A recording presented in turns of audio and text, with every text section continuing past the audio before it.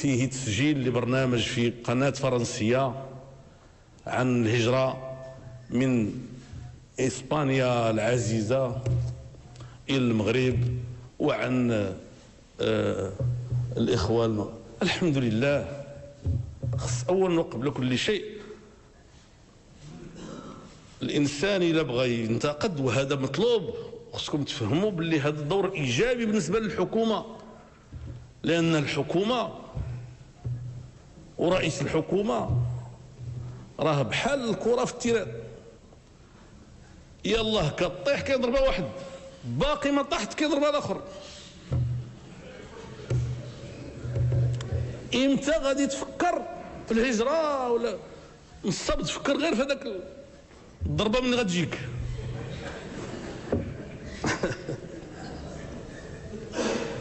كنعيا نقول ما نضحكش، ولكن كيظهر لي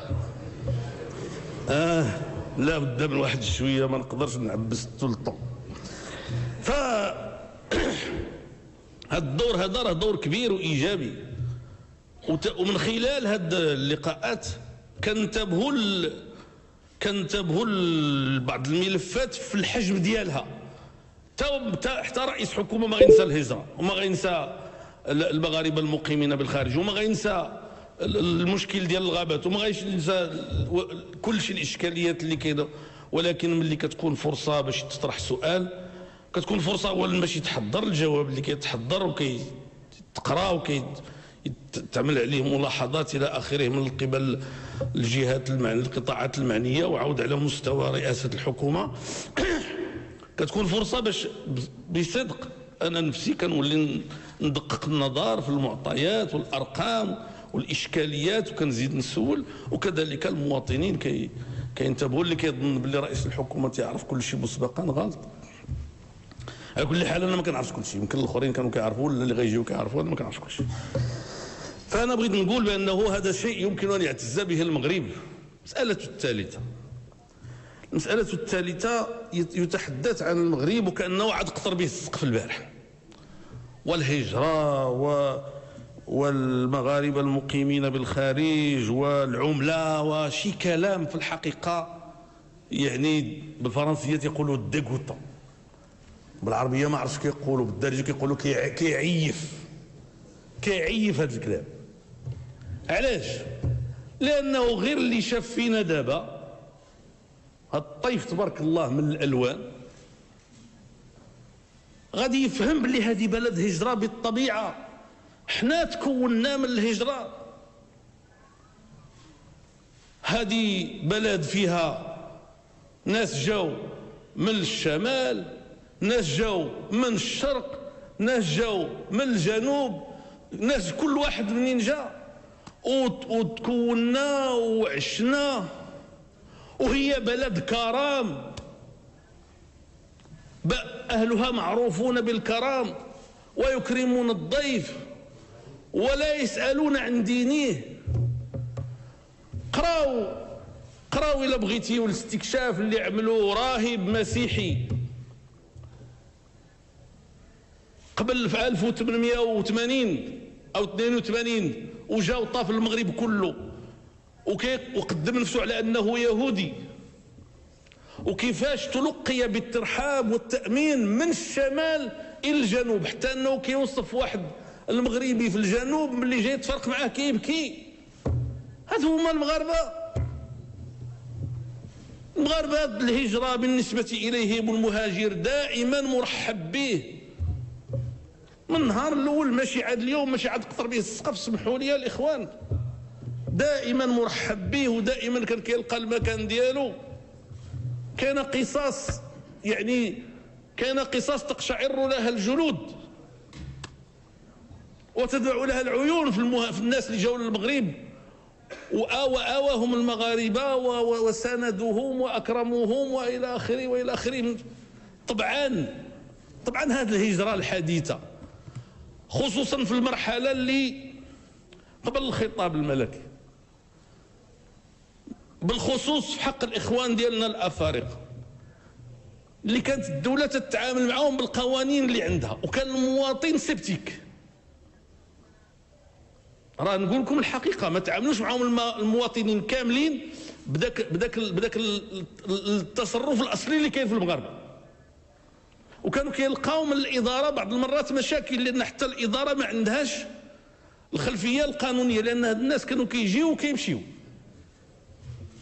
تيدخلوا المناطق يعني الشماليه ديالنا المحتله، ولا يمشيو لدول اخرى الى اخره.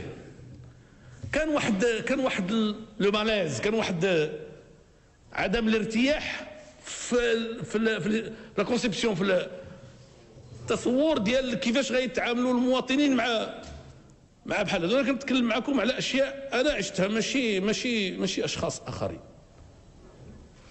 وكيفاش كان صعوبه باش واحد المواطنه افريقيه، يعني السيده تمشي معها عند رجال السلطه وتوقف معها باش يعطيوها الوراق الى اخره الى اخره.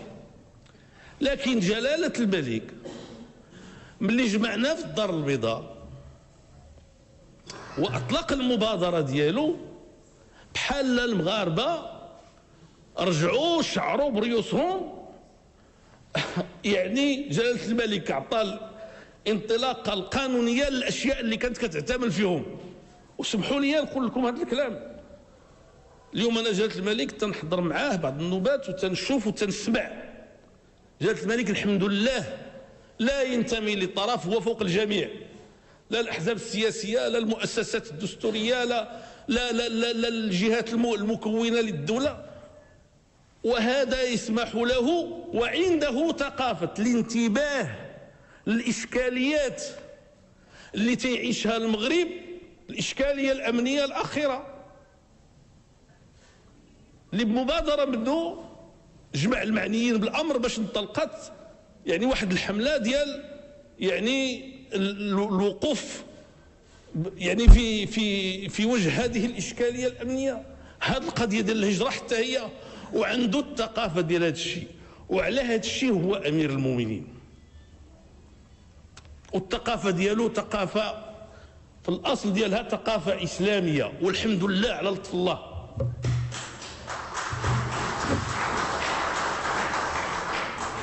لان هذاك الشيء كيسمح له باش يشوف، وملي كيبغي يتدخل الحمد لله ما عندوش العوائق اللي عند الاحزاب ولا عند الحكومه ولا عند الاطراف ولا عند، وتيعدل الكفه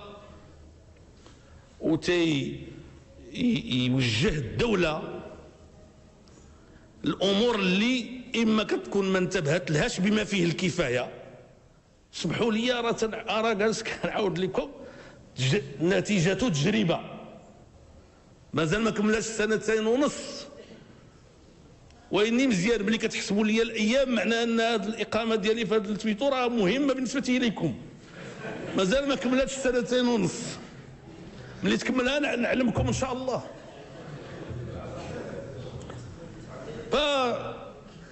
الله يجازيه بخير. كينبه الدوله وكينبه الحكومه، لكن اللي بقى فيها هو انه بعض الاخوان جاو قالوا ما كايناش سياسه حكوميه، ما كايناش.